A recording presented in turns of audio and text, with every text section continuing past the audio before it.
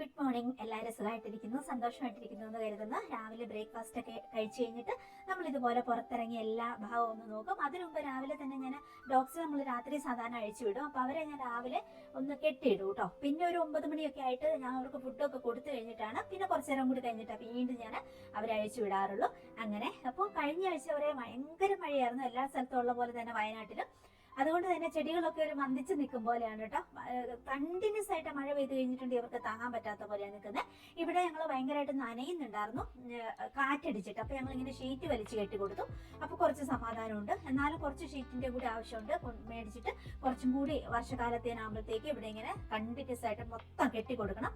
അല്ലെങ്കിൽ അവർക്ക് നനയും, ഊത്തടിച്ച് നനയാന്ന് പറയില്ലേ കാറ്റടിച്ചിട്ട്. അങ്ങനെ ഇത് കണ്ടോ, ഒത്തിരി ഇലകളൊക്കെ പൊഴിഞ്ഞു പോയി. ആ രീതിയിൽ കണ്ടിന്യൂസ് ഒരാഴ്ച മഴയായിരുന്നു ഇവിടെ, ഹെവി മഴ. അപ്പം അത് ഇപ്പൊ ഇച്ചിരി സമാധാനമുണ്ട് കേട്ടോ, തോർന്ന് നിൽക്കുന്ന ഒരു സമയമാണ്. ഈ ചെടി എനിക്ക് ഭയങ്കര ഇഷ്ടമായിട്ട്, എപ്പോഴും ഇതോ പൂവായിട്ട് ഇങ്ങനെ നിന്നോളുമല്ലോ. അങ്ങോട്ടുമില്ല ഇങ്ങോട്ടുമില്ല, വളരുകയോ ഇല്ല പടരുകയോ ഇല്ല, അങ്ങനെ അങ്ങ് നിൽക്കുന്ന ഒരു പ്രത്യേകതരം ചെടിയിൽ എനിക്ക് ഇഷ്ടമാണ്, നല്ല രസമാണ്. കുറെ എണ്ണം ഞാനിപ്പോ മേടിച്ചു കേട്ടോ. ഇനി അത് മേടിക്കാൻ എനിക്ക് പ്ലാനുള്ള ഒരു ചെടിയാണ് കേട്ടോ. കാണാൻ നല്ല രസമല്ലേ. എങ്ങനെ ഇത് കണ്ടോ, ഒത്തിരി ഇലകളെല്ലാം പൊഴിഞ്ഞു പോയി. അങ്ങനെ നിൽക്കുന്നത് കണ്ടിന്യൂസ് മഴ പെയ്തുകൊണ്ട് അങ്ങനെ നിൽക്കുന്നു. ഇനിയിപ്പം ഈ മുറ്റത്ത് ഞാൻ കുറേ ചെടികൾ ഇങ്ങനെ വെച്ചിട്ടുണ്ടായിരുന്നു. അത് ഇങ്ങനെ ഒരാഴ്ച ഹെവി മഴ പെയ്തുകൊണ്ട് കുറേ ഇങ്ങനെ ചീഞ്ഞ പോലെ ഞാൻ അതെല്ലാം എടുത്തിട്ട് വരാന്തയിലേക്ക് നമുക്ക് എടുത്തു വെക്കണം. അതൊരു പണി തന്നെയാണ്. അതെല്ലാം എടുത്തിട്ട് വരാന്തയിൽ ഒത്തിരി സ്ഥലമില്ല, എന്നാലും ഉള്ള സ്ഥലത്ത് പുറകുവശത്ത് ആ സൈഡിലേക്കൊക്കെ ആയിട്ട് നമുക്ക് എടുത്തു വെക്കേണ്ട ആവശ്യമുണ്ട്. ഇല്ലെങ്കിൽ അത് കണ്ടിന്യൂസ് ആയിട്ട് ചീഞ്ഞു പോകും. അപ്പൊ അതൊക്കെ ഇന്ന് ചെയ്യണം ഞാൻ ഓർത്തിരിക്കുക, കുറച്ച് കുക്കിങ്ങും കൂടി കഴിഞ്ഞിട്ട്. അപ്പൊ നമുക്ക് നേരെ കിച്ചണിലേക്ക് പോയിട്ട് നമുക്ക് ബീഫ് കറി വെക്കാം, കുറച്ച് തോരനൊക്കെ വെക്കാം. എന്നിട്ട് നമുക്ക് വന്നിട്ട് ബാക്കി ജോലികളൊക്കെ ചെയ്യാം. രാവിലെ എണീറ്റ് കിച്ചണിലേക്ക് വന്നു കഴിഞ്ഞിട്ടുണ്ടെങ്കിൽ ചോറ് വെക്കാനുള്ള ദിവസമാണെങ്കിൽ ഞാൻ പെട്ടെന്ന് തന്നെ നമ്മുടെ രണ്ടാമത്തെ അടുക്കള വിറകടുപ്പുണ്ട്. അപ്പൊ അവിടേക്ക് മൺകലത്തിൽ ചോറ് വെച്ചേക്കും കേട്ടോ. അപ്പൊ അത് അവിടെ ഇരുന്ന് അങ്ങ് വെന്തോളും. നമ്മൾ കറികളൊക്കെ വെച്ച് വരുമ്പോഴത്തേക്കും ചോറ് ചൂടോടെ റെഡി ആയിട്ടുണ്ടാവും. അപ്പൊ പിന്നെ അങ്ങ് വറുത്തെടുത്താൽ മതിയല്ലോ. അപ്പൊ രാവിലെ തന്നെ ഞാൻ അത് ആദ്യം അങ്ങ് ചെയ്തു. അതവിടെ ഇരുന്ന് വേവട്ടെ. നമുക്കിനി പോയിട്ട് നമുക്കൊരു ബീഫ് കറി വെക്കണം. അതുപോലെ ഉണക്കമീൻ ഞാൻ തന്നെ ഉണ്ടാക്കാറുണ്ടെന്ന് പറഞ്ഞിരുന്നു വീഡിയോയിൽ. അത് എങ്ങനെയാണ് കാണിച്ചതെന്ന് പറഞ്ഞിരുന്നു, അത് ഞാൻ കാണിച്ചു തരാം. അപ്പം അത് ചാറ് വെക്കണം, പിന്നെ 1-2 തോരനും കൂടി വെക്കണം. അതൊക്കെയാണ് നമ്മുടെ മാസ്റ്റർ പ്ലാൻ ഇന്ന്. അപ്പൊ നമുക്ക് നേരെ ബീഫിന്റെ പരിപാടി നോക്കാം. ഇതുപോലത്തെ കുറെ മഞ്ഞ പാത്രങ്ങൾ മേടിച്ചിട്ടുണ്ട്. അതിലേക്ക് ഞാൻ ഇഞ്ചി അതുപോലെ വെളുത്തുള്ളി എപ്പോഴും ഒന്നിച്ച് നമ്മുടെ ചോപ്പറിൽ കൊത്തി അരിഞ്ഞിട്ട് നിറച്ചാക്കി വെക്കും. എന്നിട്ട് ജസ്റ്റ് പുറത്തോട്ട് എടുത്ത് വെച്ചാൽ തന്നെ അത് തണുത്തിരുന്നോളൂ ആവശ്യത്തിന്. അപ്പം അത് അങ്ങനെ എടുക്കും. പിന്നെ ഉരുളൻകിഴങ്ങ്, ഒരു 2 വലിയ ഉരുളൻകിഴങ്ങ് ചെറിയ കഷ്ണങ്ങളാക്കിയിട്ടുണ്ട്. ബീഫ് ഉണ്ട് കേട്ടോ, ഒരു 2 കിലോ ബീഫൊക്കെ ഉണ്ടാവും ഇത്. അപ്പം അത്രയും. പിന്നെ അതിന് ആവശ്യമുള്ള സവാള, പിന്നെ ഒരു അരമുറി വലിയ തേങ്ങയായിരുന്നു കേട്ടോ, അത് കൊത്തി അരിഞ്ഞ് വെച്ചിട്ടുണ്ട്. പിന്നെ നമ്മുടെ കറിവേപ്പില, ഇതൊക്കെയാണ്. പിന്നെ നമുക്ക് തന്നെ ഗരം മസാല ഉണ്ട്, നമ്മൾ തന്നെ സെയിൽ ചെയ്യുന്ന ഗരം മസാല ഉള്ളതുകൊണ്ട് അത് അടിപൊളി. അതിനകത്ത് എല്ലാ സാധനങ്ങളും ചേർത്തേക്കുന്നുണ്ട്.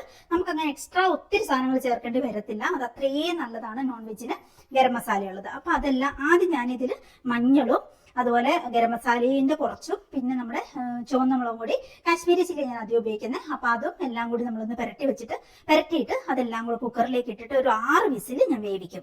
അപ്പൊ ഞാൻ ചായയൊക്കെ കുടിച്ചു കഴിഞ്ഞിട്ട് വേഗം കുറെ ജോലികൾ ചെയ്തു. പട്ടിക്കുഞ്ഞുങ്ങൾക്കൊക്കെ ഉള്ള ഫുഡെല്ലാം കുക്ക് ചെയ്ത് വെച്ചിട്ടുണ്ടായിരുന്നു, അതൊന്നോടെ ചൂടാക്കി കൊണ്ട് കൊടുത്തു. അവിടെ എല്ലാം ക്ലീൻ ആക്കി, അങ്ങനെ കുറെ കാര്യങ്ങൾ. എന്നിട്ട് ഇവിടെ വന്നിട്ട് ബാക്കി ചോറ് അടുപ്പത്തിട്ടു. അങ്ങനെയൊക്കെ. പിന്നെ ഞാൻ നമുക്ക് ബീഫ് ഫ്രൈ ആയിട്ട് ചെയ്യാമെന്ന് ഓർക്കാം. അപ്പൊ ഞാൻ എപ്പോഴും കുറച്ച് അധികം ഉണ്ടാക്കി വെക്കൂട്ടോ. എല്ലാ ദിവസവും കുക്കിങ്ങിന് കയറിയാൽ നമുക്ക് വേറെ ഒരു ജോലികളും നടക്കത്തില്ല. നമ്മുടെ കൊറിയറും ബാക്കി എല്ലാ കാര്യങ്ങളും പെൻഡിങ് ആവും. പുറത്ത് പോകണം, ഷോപ്പിംഗ് ഉണ്ട്, സാധനങ്ങളൊക്കെ മേടിക്കാനുണ്ട്, നമ്മുടെ പ്രൊഡക്റ്റിന്റെ സാധനങ്ങൾ മേടിക്കാനുണ്ട്, കൊറിയർ പാക്ക് ചെയ്യണം, ഒത്തിരി സമയം എടുക്കും. അങ്ങനെ എല്ലാം കൂടി ആകുമ്പോൾ നമുക്ക് ഒരു പണികൾ നടക്കില്ല. പിന്നെ പുറമേയുള്ള പണികളൊന്നും നടക്കത്തില്ല. അതുകൊണ്ട് ഞാൻ എപ്പോഴും കുക്ക് ചെയ്യുമ്പോൾ കുറച്ച് അധികം ഉണ്ടാക്കി വെക്കും. പ്ലസ് അത് തീരുന്നതിന് മുമ്പ് തന്നെ വേറെ എന്തെങ്കിലും കറികൾ ഇങ്ങനെ ഉണ്ടാക്കിക്കൊണ്ടിരിക്കുക. അപ്പം ഒന്ന് കഴിയുമ്പോഴത്തേക്ക് തന്നെ നമുക്ക് പെട്ടെന്ന് ഒരു എമർജൻസി വന്നാൽ നമുക്ക് കറികൾ ഉണ്ടാവും. അങ്ങനെയാണ് ഞാൻ ചെയ്തത്. പിന്നെ 1-2-3 കറികൾ ഇങ്ങനെ ഉണ്ടാക്കി വെക്കുകയും ചെയ്യും. അങ്ങനെയൊക്കെയാണ്. അപ്പൊ എല്ലാ നേരം എല്ലാ കറി എടുക്കത്തില്ല. ഇന്നിപ്പോ ബീഫ് ഞാൻ ഉണ്ടാക്കും, അതുപോലെ ഉണക്കമീനും അതുപോലെ കുമ്പളങ്ങയും ഒക്കെ, അങ്ങനെയൊക്കെ 2-3 തരം കറികൾ ഉണ്ടാക്കി വെക്കും.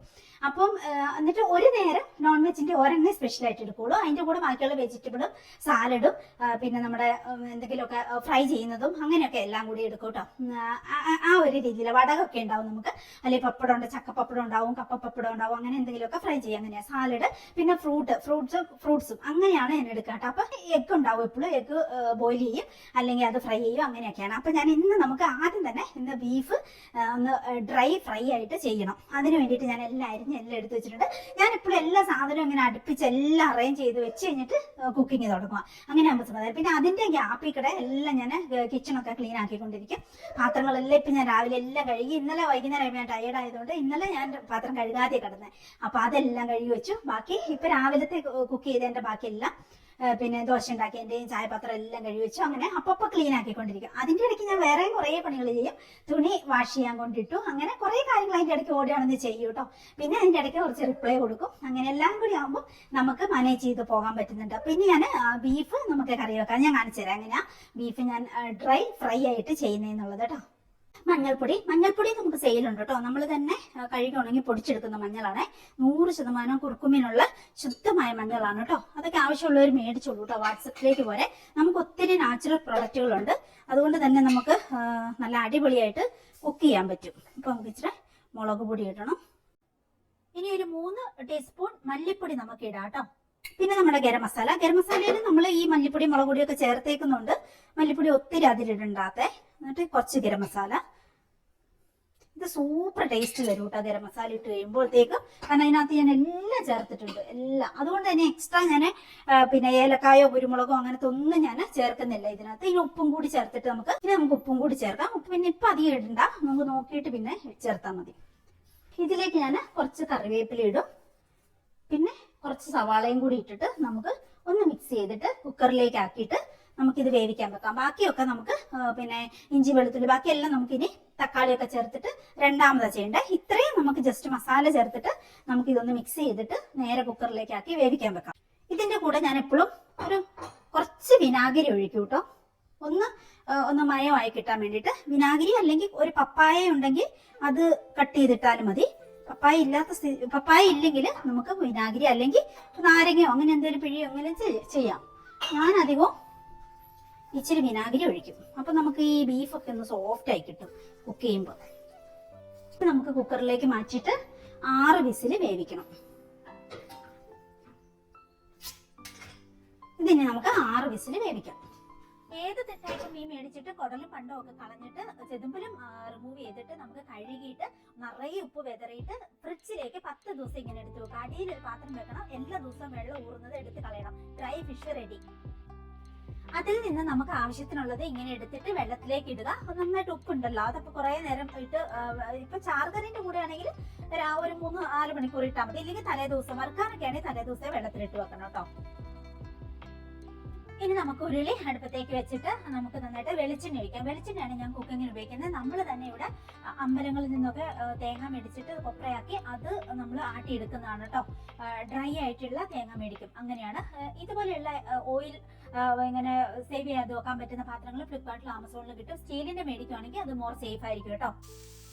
കടുക് പൊട്ടിച്ചിട്ട് ഇഞ്ചി വെളുത്തുള്ളി ഇട്ടു, അതുപോലെ തന്നെ സവാള അരിഞ്ഞത് ഇട്ടു, കറിവേപ്പിലയും ഇട്ടിട്ട് നന്നായിട്ട് നമ്മളൊന്ന് ഇളക്കി കൊടുക്കണം. ഒന്ന് വഴഞ്ഞു വരണം, ഒരു 10 മിനിറ്റ് ഒക്കെ അതൊന്ന് വഴന്ന് വന്നു കഴിയുമ്പോൾ നമുക്ക് അടുത്തത് ഓരോന്നോരോന്നായിട്ട് ചേർക്കാം. തക്കാളി ചേർക്കണം. 2 തക്കാളി ഞാൻ എടുത്തിരിക്കുന്നത്. 2 കിലോ ബീഫ് ഉണ്ട് കേട്ടോ. പിന്നെ തേങ്ങ ഇതുപോലെ അരമുറി തേങ്ങ അരിഞ്ഞെടുത്തതുണ്ട്, അതുകൂടി. പിന്നെ 2 വലിയ ഉരുളക്കിഴങ്ങ് അതും കൂടി ഞാൻ ചേർത്തു. നന്നായിട്ടൊന്ന് ഇളക്കി കൊടുക്കുക. ഇതൊന്ന് വെന്ത് കിട്ടണം. അതിന് വേണ്ടിയിട്ട് വെള്ളമൊന്നും ഒഴിക്കണ്ട, പക്ഷെ തീ കുറച്ച് വെച്ചിട്ട് മൂടി വെക്കും. ഒരു 10 മിനിറ്റ് അത്രയൊക്കെ. ഇടയ്ക്ക് ഇളക്കി കൊടുക്കണം കേട്ടോ, അല്ലെങ്കിൽ അടി പിടിക്കും. ഈ കിഴങ്ങ് ഇട്ടേക്കുന്നുണ്ട്. ഇടയ്ക്ക് അങ്ങനെ ഇളക്കി കൊടുത്തു കഴിയുമ്പോൾ ഒരു 10 മിനിറ്റ് കൊണ്ട് നന്നായിട്ട് ആവി വന്നിട്ട് ആ വെള്ളം ഇറങ്ങിയിട്ട് തന്നെ ഇത് വെന്തോളും. അങ്ങനെ ഇരിക്കും. ഇനി ഇതിലേക്ക് നമുക്ക് മസാലകളാണ് ചേർക്കാനുള്ളത്. മെയിൻ ആയിട്ട് നമുക്ക് ഓൾറെഡി ഗരം മസാല, നമ്മുടെ തന്നെ ഗരം മസാല ഉണ്ട് കേട്ടോ. നിങ്ങൾക്ക് ആവശ്യമുണ്ടെങ്കിൽ മേടിച്ചോളൂ, അടിപൊളിയാണ്. അതുകൊണ്ട് എനിക്ക് അധികം മസാല വേറെ ചേർക്കണ്ട. എന്നാലും ജസ്റ്റ് ഒരു സ്പൂൺ ഗരം മസാലയും കൂടി ഇട്ടു. 1-2 സ്പൂൺ മല്ലിപ്പൊടി കൂടി ഇടാം. നോക്കിയിട്ട് കുരുമുളകാണ് മസ്റ്റ്, അതുപോലെ പെരിഞ്ജീരകം, അത് രണ്ടും ഞാൻ ഇട്ടു. അത് നന്നായിട്ടൊക്കെ പൊടിച്ചിട്ടിടുക. പെരിഞ്ജീരകം മുഴുവനെ തന്നെ ഇടുക. ഇതാണ് മെയിൻ ആയിട്ട് നമുക്ക് ഇതിലേക്ക് ചേർക്കാനുള്ളത്. ബീഫിന്റെ ഏറ്റവും ടേസ്റ്റ് എന്ന് പറയുന്നത് പെരിഞ്ജീരകവും അതുപോലെ കുരുമുളകുമാണ്. എന്നിട്ട് നന്നായിട്ട് നമ്മളൊന്ന് മിക്സ് ചെയ്തെടുക്കണം. 1-2 മിനിറ്റ് നമ്മൾ ഇതുപോലെ ഒന്ന് ഇളക്കി കൊടുക്കണം കേട്ടോ. നമ്മൾ ടൈം എടുത്ത് എന്ത് സാധനം കുക്ക് ചെയ്യുകയാണെങ്കിൽ അത്രയും രുചി കൂടും, അങ്ങനെയാണ്. അപ്പൊ നമ്മൾ അതൊന്ന് നന്നായിട്ട് മിക്സ് ആയി കഴിയുമ്പോൾ വെന്ത് വെച്ച്, ഞാൻ ഒട്ടും വെള്ളം ചേർത്തില്ല, എന്നിട്ടും അത്രയും വെള്ളം ബാലൻസ് അതിൽ വരും. ബീഫ് വേവിക്കാൻ വെക്കുമ്പോൾ 6 വിസിൽ വേവിച്ചിട്ടുണ്ടായിരുന്നു. ഇനി നന്നായിട്ട് അതൊന്ന് മിക്സ് ചെയ്തിട്ട് പിന്നെ തുറന്ന് വെച്ച് അതിൽ വെള്ളം വെറ്റിച്ചെടുക്കുക എന്നുള്ളതാണ്. അപ്പൊ ഡ്രൈ ആയി വരുമ്പോൾ കുറച്ച് വെളിച്ചെണ്ണയും കൂടി ഞാൻ ആഡ് ചെയ്യും. നമുക്ക് നോക്കാം. ആ കൂടെ തന്നെ ഞാൻ 1-2 തോരൻ കറികളും കൂടി വെക്കാൻ പ്ലാൻ ഉണ്ടായിരുന്നു. പപ്പായ പറിച്ചുകൊണ്ട് വന്നു, അതുപോലെ മുരിങ്ങയിലയും പറിച്ചുകൊണ്ട് വന്നു, നമ്മുടെ പറമ്പിൽ തന്നെ ഉണ്ട്. അപ്പൊ അതിന്റെ ഇടയ്ക്ക് നമ്മളൊന്ന് ഇളക്കി കൊടുക്കണം കേട്ടോ. ഇത് എന്നാലും ടൈം എടുത്താൽ ഒരു 20 മിനിറ്റ് 22 മിനിറ്റ് എങ്കിലും നമ്മൾ ബീഫ് ഇതുപോലെ തന്നെ ഡ്രൈ ഫ്രൈ ആക്കി എടുക്കണം. എന്നാൽ ആ പെരളൻ അതേ ടേസ്റ്റ് കിട്ടത്തുള്ളൂ. അപ്പൊ അതിന്റെ ഇടയ്ക്ക് ഞാൻ മറ്റും കുറച്ച് ജോലികളും ആ കൂടെ തോരൻ വെക്കലും എല്ലാം കൂടി ആയിരുന്നു.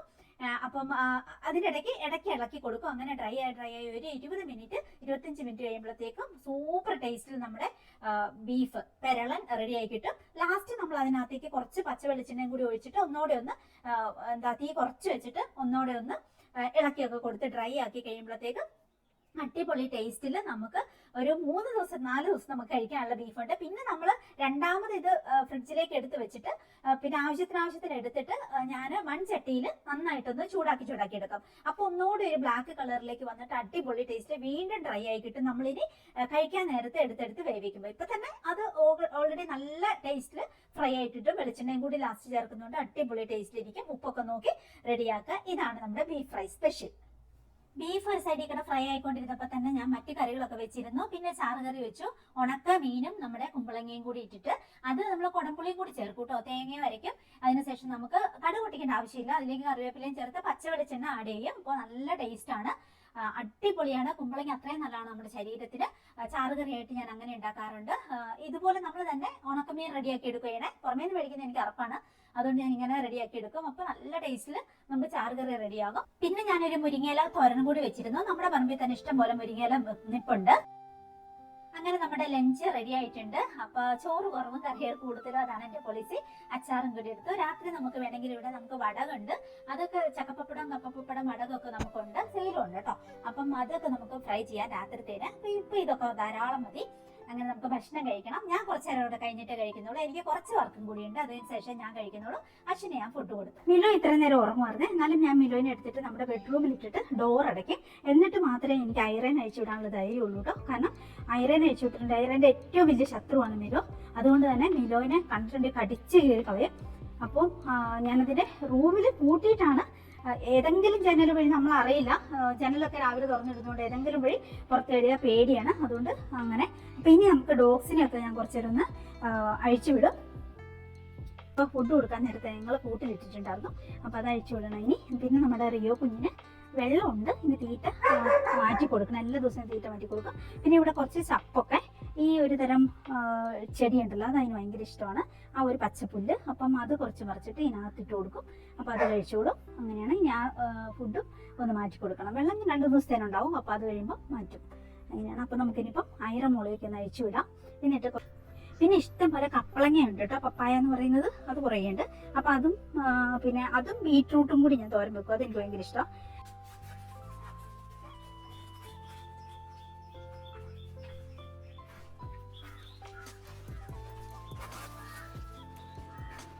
ഐറൻ അഴിച്ചു വിട്ടാൽ കുറെ നേരത്തെ ഇങ്ങനെ കൺട്രോൾ ചെയ്യാൻ പറ്റത്തില്ല.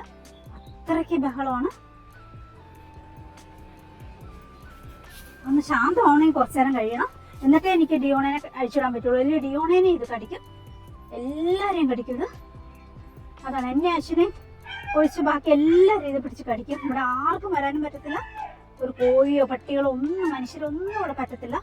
ഭയങ്കര പ്രശ്നം, ഭയങ്കര അപകടകാരിയായത് ജർമ്മൻ ഷെപ്പേർഡ്. അപ്പം പാവം ഡിയോണക്കുട്ടീനെ പിടിച്ച് കടിക്കും.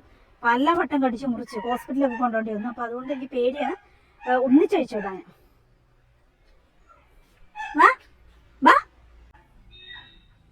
നമ്മളെ ഭയങ്കര സ്നേഹമോ, ഒരു രക്ഷയില്ല. താങ്ങാൻ പറ്റത്തില്ല ഇതിന്റെ സ്നേഹം നമ്മളോടുള്ളത്. അങ്ങനെയാണ്. നമ്മളങ്ങ് നക്കത്തില്ല, അതുപോലെയാണ്.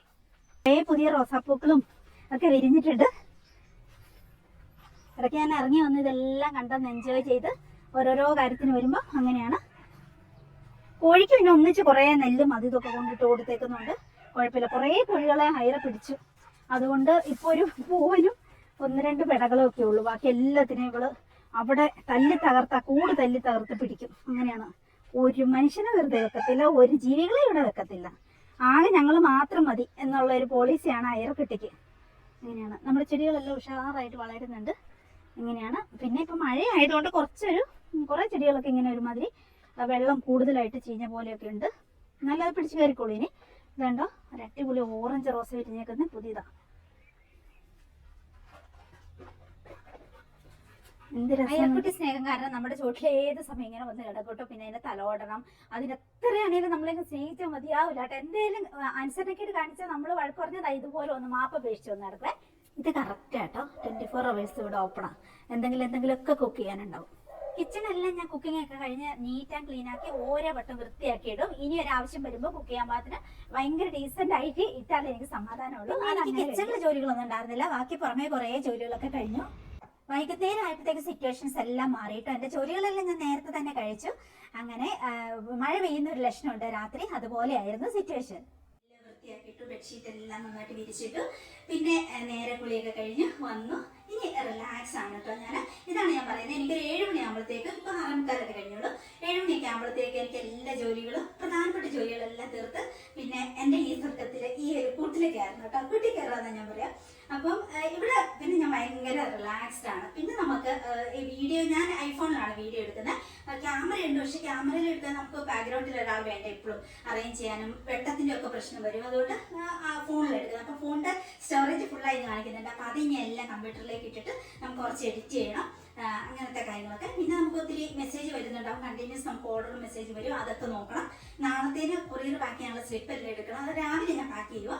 അപ്പം അതിന്റെ കാര്യങ്ങളൊക്കെ നോക്കണം. അങ്ങനെയൊക്കെ എന്തായാലും ഈ ഒരു സമയമാകുമ്പോഴത്തേക്ക് ഞാൻ എല്ലാ ദിവസവും ഇതുപോലെ എൻ്റെ ജോലികൾ ചടുപടോന്ന് ചെയ്ത് തീർത്തിട്ട് കുളിയും കഴിയും. അത് കഴിഞ്ഞിട്ട് ഇങ്ങനെയുള്ള സമയം മുഴുവൻ എനിക്ക് എൻ്റെ ഫ്രീ ടൈമാണ്. എനിക്ക് കിടക്കുന്നത് കുറച്ച് ലേറ്റ് ആവും ഞാൻ പറഞ്ഞാൽ. അത്രയും നല്ല എനിക്കിനി ഇപ്പം അതെല്ലാം ഇങ്ങോട്ടേക്ക് എടുത്ത് കമ്പ്യൂട്ടറിലേക്ക് ഇട്ടിട്ട് നമുക്ക് ഇവിടുന്ന് എഡിറ്റ് ചെയ്യണം. അങ്ങനെയാണ്. രാത്രി കുറച്ച് ഞാൻ എഡിറ്റ് ചെയ്ത് വെക്കും. ബാക്കിയുള്ളത് പിന്നെ നാളെ രാവിലെ നമുക്ക് കുളിയരം പാക്ക് ചെയ്യാനുണ്ട്. അപ്പം അതിൻ്റെ സ്ലിപ്പുകളെല്ലാം ഇന്ന് എടുക്കാനുള്ളതൊക്കെ റെഡിയാക്കണം. അങ്ങനെ ആ പരിപാടികളൊക്കെ അതൊക്കെ ഇനി റിലാക്സ് ആയിട്ട് ഞാൻ പറഞ്ഞില്ല. ഈ ഒരു സമയമാകുമ്പോഴത്തേക്കും ഇപ്പൊ 6:45 ആയിട്ടുണ്ടാവും. ഈ ഒരു സമയമാകുമ്പോഴത്തേക്കും എനിക്ക് എന്റെ ജോലികളെല്ലാം തീർക്കണം. പിന്നെ ചായ, അങ്ങനെ ഫുഡ് മാത്രമേ ഉണ്ടാവുള്ളൂ. അപ്പൊ ചായ വെച്ചിട്ടുണ്ട് ഞാൻ. ഒരു പാൽച്ചായ കുടിക്കാനുള്ള മൂടുണ്ടായിരുന്നു, പക്ഷെ പാലില്ല, പൽപ്പൊടിയില്ല. അപ്പൊ നമുക്കിത് കട്ടൻ ചായ ശരണം. ഇനി വലിയ ഷോപ്പിങ്ങിന് പോകണം, കൽപ്പറ്റയ്ക്ക് പോകണം. എല്ലാ സാധനം മേടിക്കണമെങ്കിൽ പിന്നെ ജാംജുമ്പ് അല്ലെങ്കിൽ നെസ്റ്റ്, അവിടെയൊക്കെയാണ് നമ്മൾ പോകുന്നത്. അപ്പോൾ പോകാൻ സമയം കിട്ടുന്നില്ല. അതാണ് ഓരോ കാര്യങ്ങളായിട്ട് അങ്ങനെ തിരക്കാവുന്നു. മഴയൊക്കെ അല്ലായിരുന്നതുകൊണ്ട് ഒന്ന് പോയിട്ട് എല്ലാ സാധനങ്ങളും മേടിക്കണം. സാധനങ്ങളെല്ലാം തീർന്ന പോലെയായി കിച്ചണില്. അപ്പൊ ഇനിയിപ്പോ ഒരു ചായയൊക്കെ വെച്ചിട്ട് നമ്മുടെ പരിപ്പൊടിയൊക്കെ കഴിച്ച് എഡിറ്റൊക്കെ ചെയ്ത് ഇനി ഓക്കെ റിലാക്സ് ആണ്. അപ്പൊ ഒരു 7 മണിയാകുമ്പോഴത്തേക്ക് എൻ്റെ എല്ലാ ഇങ്ങനത്തെ ബാക്കിയുള്ള വീട്ടു ജോലികളെല്ലാം തീരും. പിന്നെ ഞാൻ എൻ്റെ ഈ സ്വർഗത്തിലാണ്. ഇവിടെ ഭയങ്കര റിലാക്സ് ആണ്. ഈ മെയിൻ സ്വിച്ച് കൂടി അങ്ങ് ഓഫ് ആക്കും. അപ്പൊ കുറെ അല്ലാത്ത ലൈറ്റുകളുണ്ട്, ബെഡ്റൂം ലാമ്പുകൾ, അത് ഇതൊക്കെ. പിന്നെ കമ്പ്യൂട്ടറിന്റെ വെട്ടം ഉണ്ടാവും. പിന്നെ ഇതാ ഇവിടെ ഒരു സൂത്രമുണ്ട്.